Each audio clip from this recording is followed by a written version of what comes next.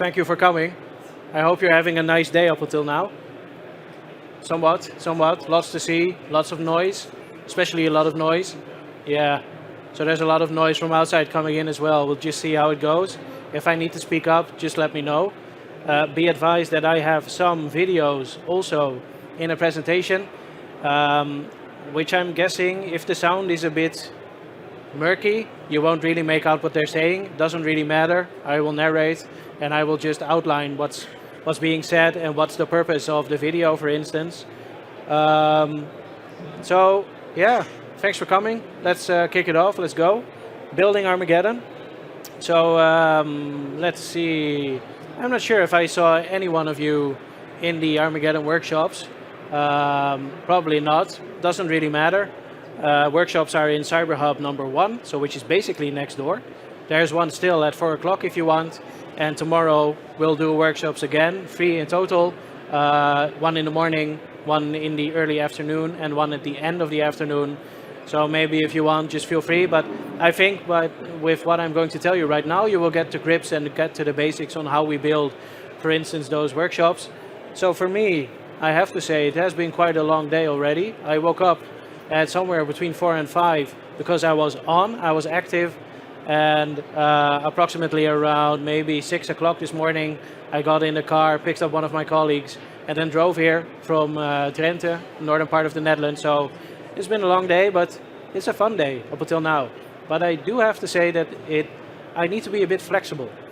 Why? Because I'm going to run you through how we approach cyber exercises, cyber crisis exercises, basically, which is also what Armageddon was intended to be.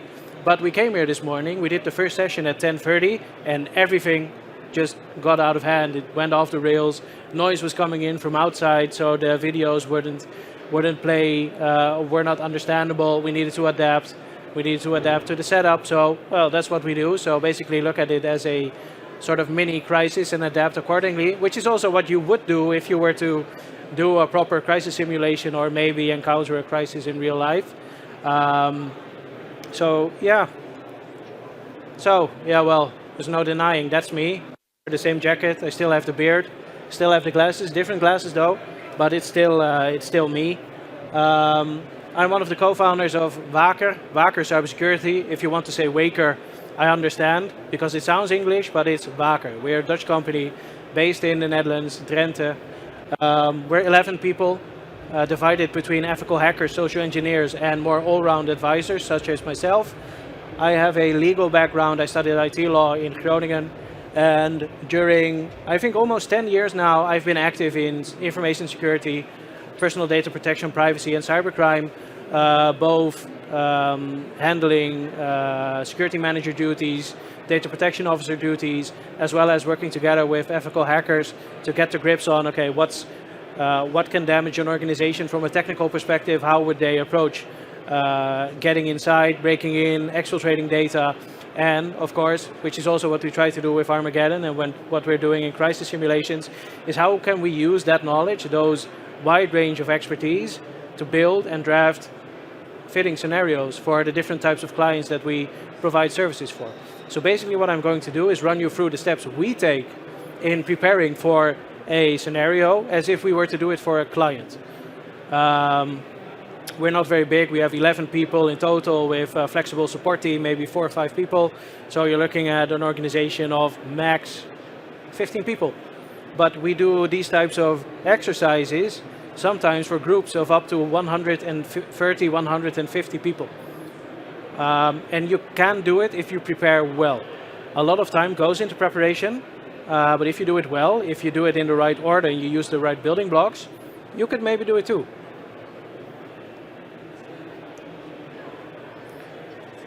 Yeah, so this is basically what I just said as well.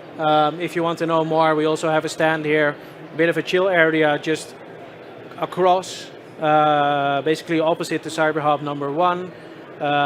You will recognize it by a lot of plants and just a couch, chill chairs, and that's basically it. So we don't have a stand with all these appealing visuals and crazy over-the-top coffee bars and such. We're just chill, regular people doing what we like, basically. So if you want a rundown of what we do, go and ask. But the expertise that we have in these areas, also for instance open source intelligence gathering, OSINT, is what we would use to prepare a scenario for a client.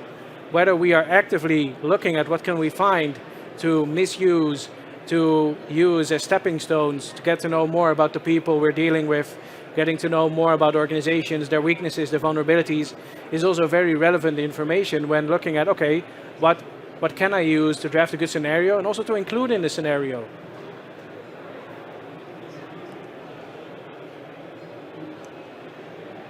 Yeah, so why crisis exercises in the first place? Well, maybe you've heard of that by now, assume breach. Basically assume you've already been breached and take that as viewpoint for what you're doing next. It's not really the question anymore. Maybe you speak from experience as well. You've encountered it. Maybe you work for an organization that has encountered an incident. You have been compromised. Maybe you know people in your personal space, family members, relatives that have maybe been the victim of criminals that have extracted data and used that to maybe get money, basically. And for organizations, it goes the same way. So basically assume breach. You can use this for pen testing to basically go from an assumption we're already in, let's see how far we can get, instead of we're trying to get from the outside in.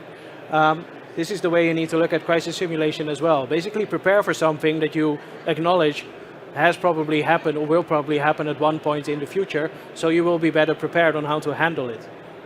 That's the most important thing, be able to respond accordingly. And to be able to respond accordingly, you need to have certain things in place. Think about the crisis plan, incident response plan, business continuity plan, crisis management plan. You will have roles, responsibilities, people mapped out. We have a chairman, we have a communication specialist, we have support, we have someone who makes notes all the time, is only writing down what's being said, what's being done, so you have something to fall back on in the best case. Why that is important, we will see in a bit. And of course, you also want to test business continuity efforts, not only by basically doing a restore test once in a while from an IT perspective, but also looking at, okay, the people that need to do the restore test, or maybe need to switch out a plug and then put it back in again, at the moment they need to do it, when the pressure gets high, are they still capable of doing it?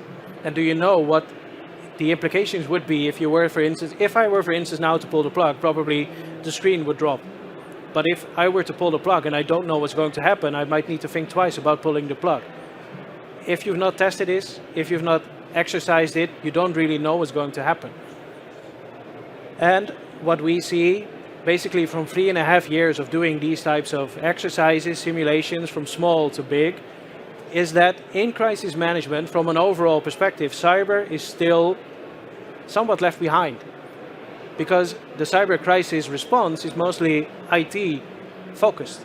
You're focusing from a technical perspective, backups, IT supplier, but it has implications for more, for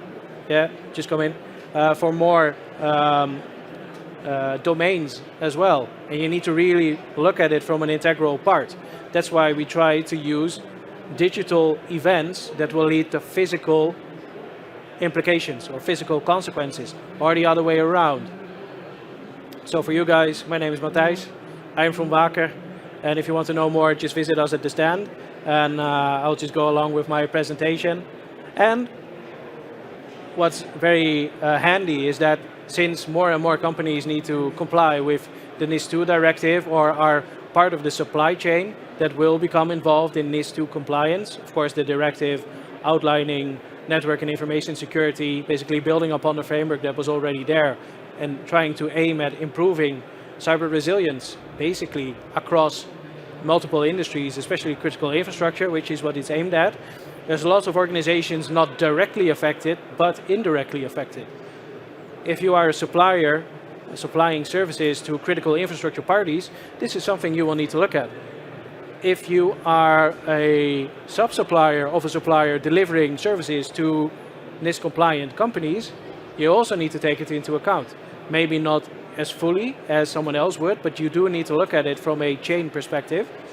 And let's be honest, in the supply chain, something often goes wrong, either physically or digitally. So be aware that an incident at a sub-supplier or somewhere along the chain, even if it's fully at the end of the chain, very far removed from an end customer, it could still work its way back up until the end customer and thereby affecting the entire chain.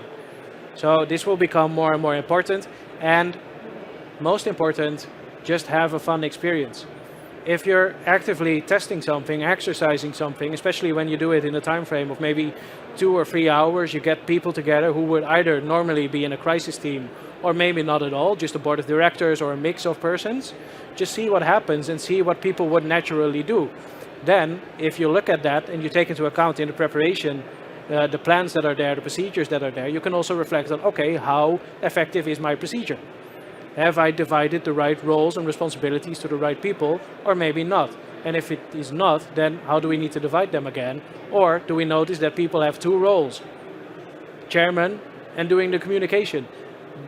They might conflict at one point, so it's something you will need to take into account. Okay, well, some of our successes. We did multiple for the Ministry of Health, Welfare and Sport. One big one as well, approximately 130 people divided across, I think, 5 rooms. That was quite a logistics challenge, but the fun thing is when you try to kick off the same scenario in, for instance, 5 rooms with 5 groups, with somewhat of the different or similar types of people, you will get very different results.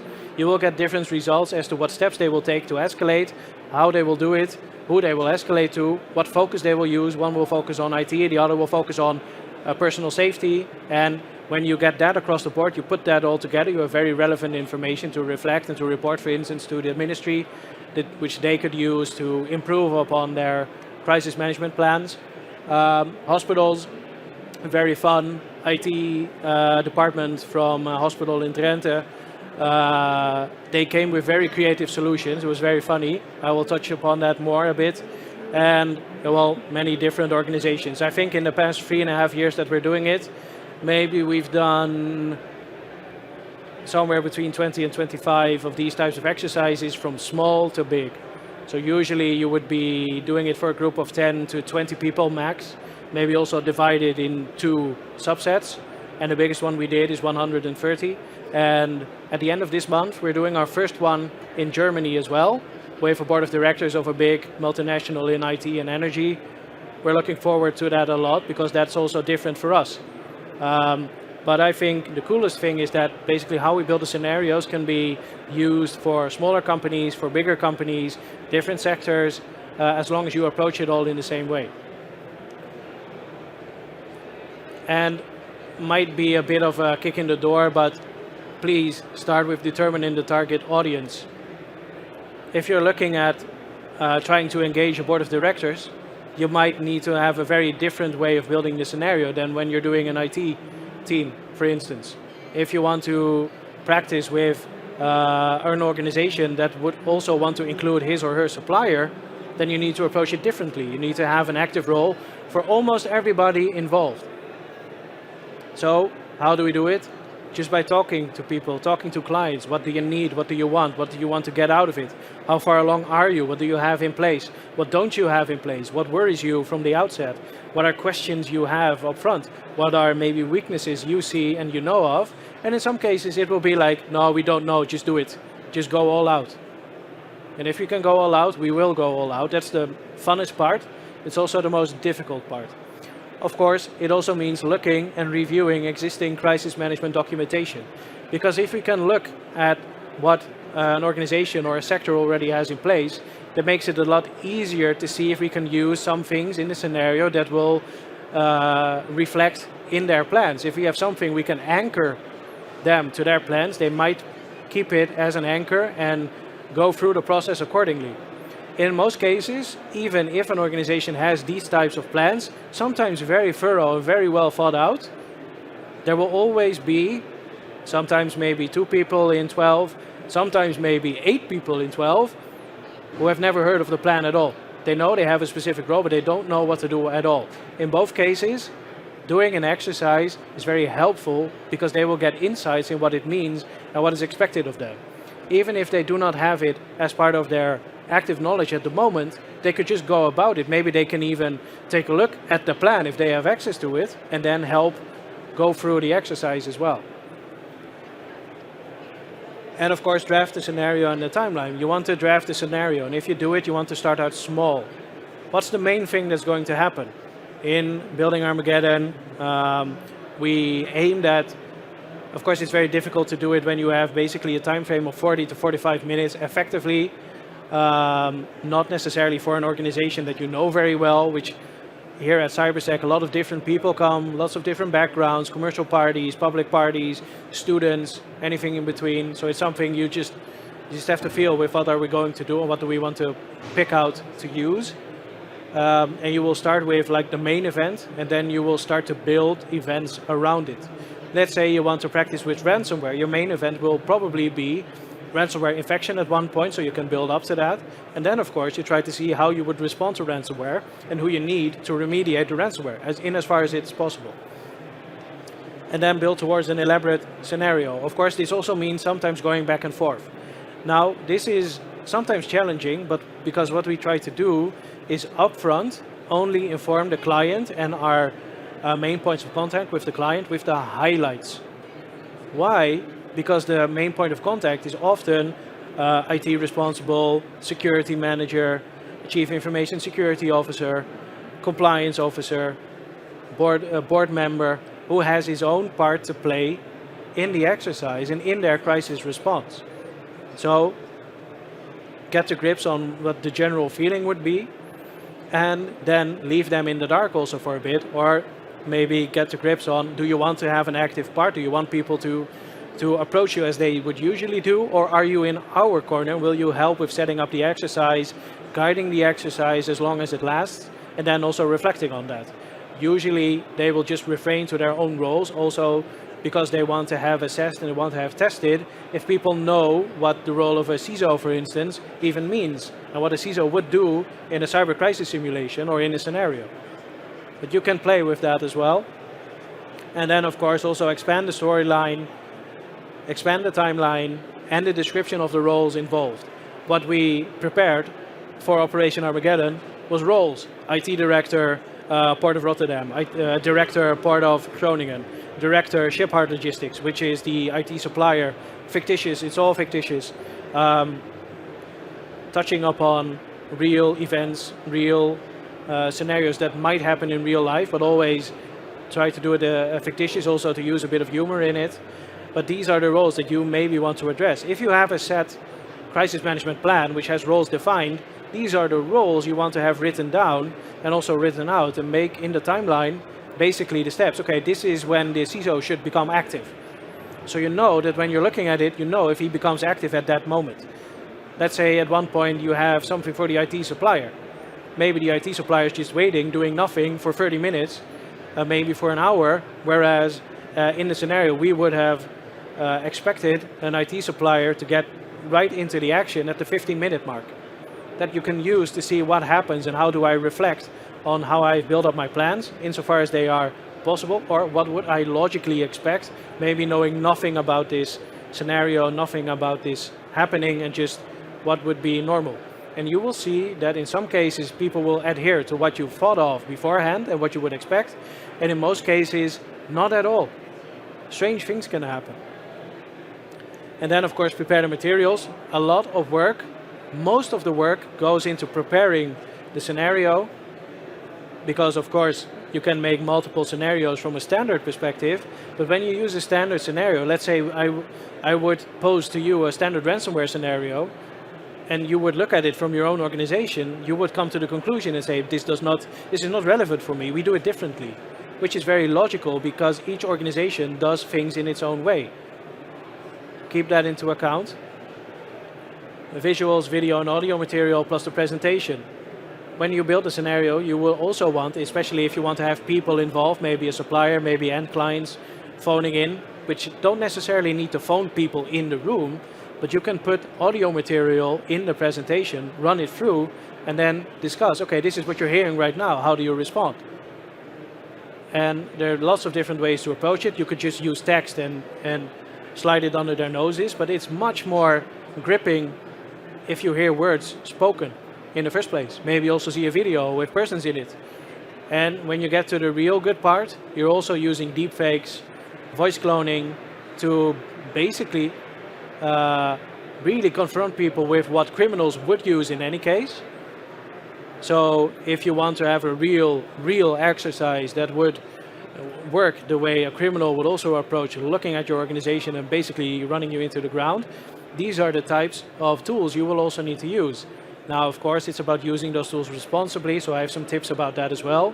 Don't go about just doing things without thought and without a deliberate goal.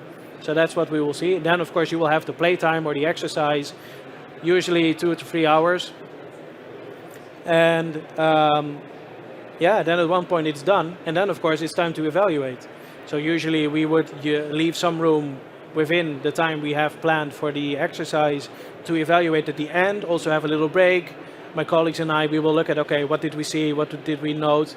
There will also be observers in the room, maybe people who have the role of observer, who will also write down what they see and what they think was weird, and then just do a rounds across the room, and people can reflect on what they saw from their first experiences.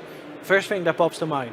Then at a later point, we will combine it all together, and then we will draft a report with a concise overview of this is what we did, this is the roles that were divided, these are the highlights of what happened, and these are also the highlights of at least what came to our attention, points of attention. But please, when you do it, also evaluate what went right, what went well. Lots of times we can focus on this needs to improve, that needs to be better, this didn't go as planned, you didn't do what you needed to do, but it's not about that. It's about working together as a team and basically learning from what you're doing to better be able to respond to a crisis when it happens.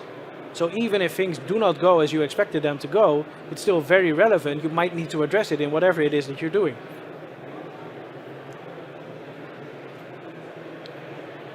Okay, so beforehand, before I show you some of the materials,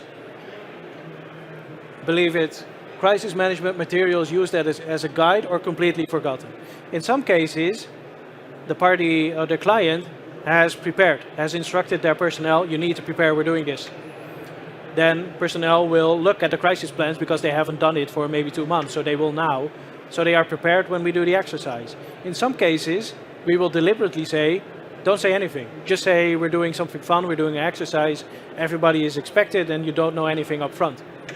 It's a difference in approach. Both have their benefits and their drawbacks, but funnily enough, even if they maybe even have printed out the materials lying before them, it will remain closed during the entire exercise until somebody says, but we have the plan there, shouldn't we take a look?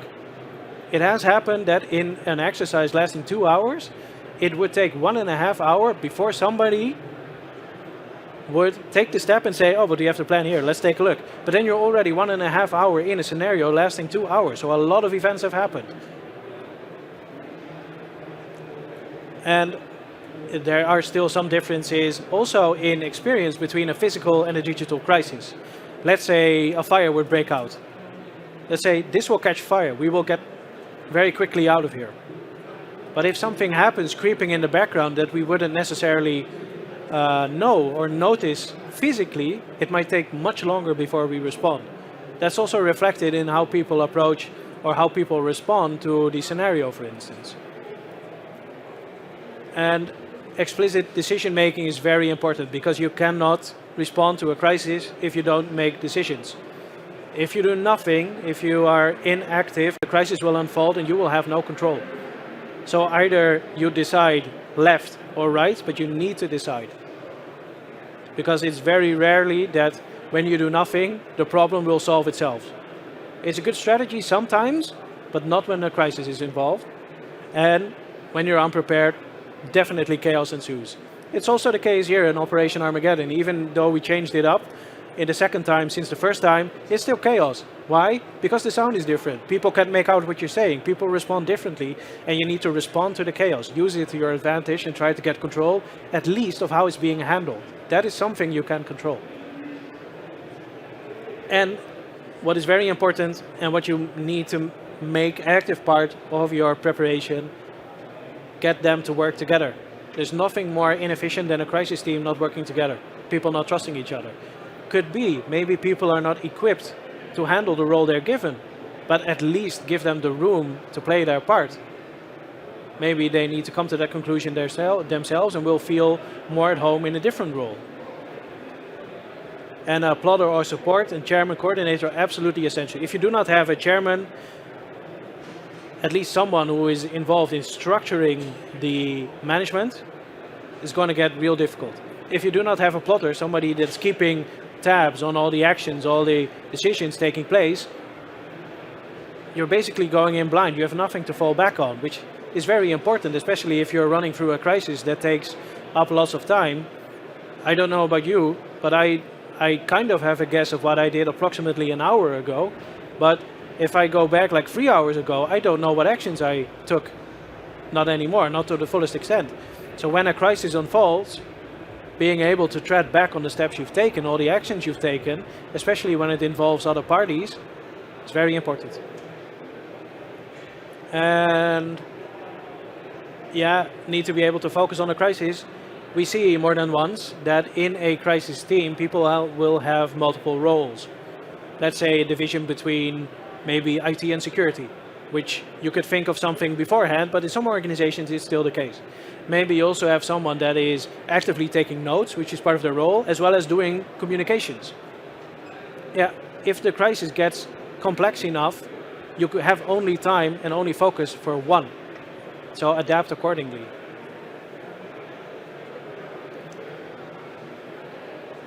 Yeah, so I think I've already spoken about this. We use open source intelligence to collect profile stakeholders, so who is involved in this organization, inside, outside, relevant supervisory authorities, as well as maybe suppliers, maybe also end customers that could really put pressure on what's happening with the group. If they're not already involved, possible vulnerabilities. It's not spelled correctly, I will change that the next time.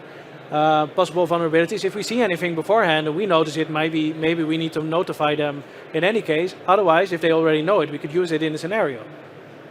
Because it's something they know about, well, why not use it in a scenario? Let them see what happens if it not got the attention that it needed to get.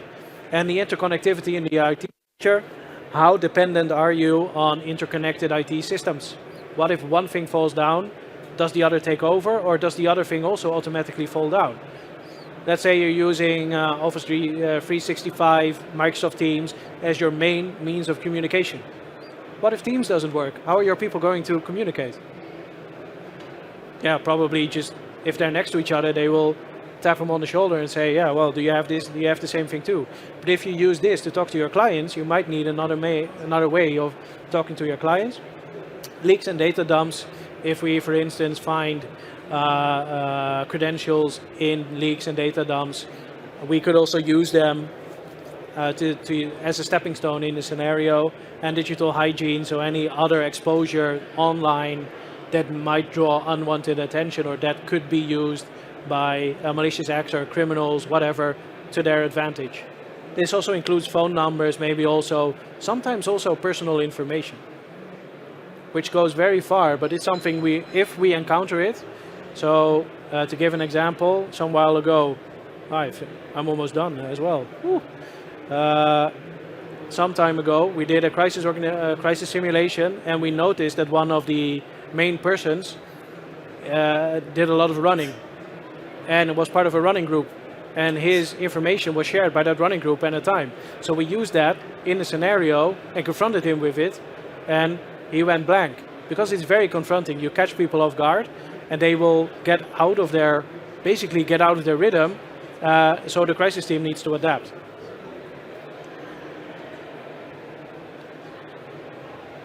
Also build the exercise team accordingly. If you want to have different viewpoints involved, make sure they're in your team when guiding and preparing the exercise. We use a combination of advisors, hackers, and all things in between. I think they're going to tell me to stop in a bit. And give a part to the observance or opposition. If you want to have active counterplay, provide roles for them as well. If you want to maybe have someone on the inside a threat, you might want to put it as an active role as well, and have them play it. You would be surprised how well people can play roles when they're asked to think from a different perspective. Use what you can, use what is available, use what an adversary would use. So really look at the organization, whether it's your own or a different one, from the viewpoint of an adversary, and basically get to the viewpoint, what do I need to do to put you under pressure and get you out of business? And then you can adjust how far you want to go. Maybe if you're doing it for the first time, you don't want to go all out, use everything at your disposal and just barrage them with an overload of information, overload of points. Yeah, I'm being asked to stop. Let's see. Yeah, last thing. You may be wondering why I have a chicken. Because you want to control chaos. You can't see it right now because you're all very, very quiet, hearing what I'm saying, listening to me. In the room over there with the workshop, no way. Everybody's speaking, interns, people are talking between themselves. We are saying things, there's things happening on the screen. And there's outside noise. And so this is not really useful here because it doesn't make too much noise. But it's also something that grabs attention. If you use something that people will automatically look for, they will be like, what's this? You will have their attention. If it also makes noise, people know, I need to pay attention. We need to come central, it's getting too much chaos. I want to show you one more thing. These are the visuals that you could use.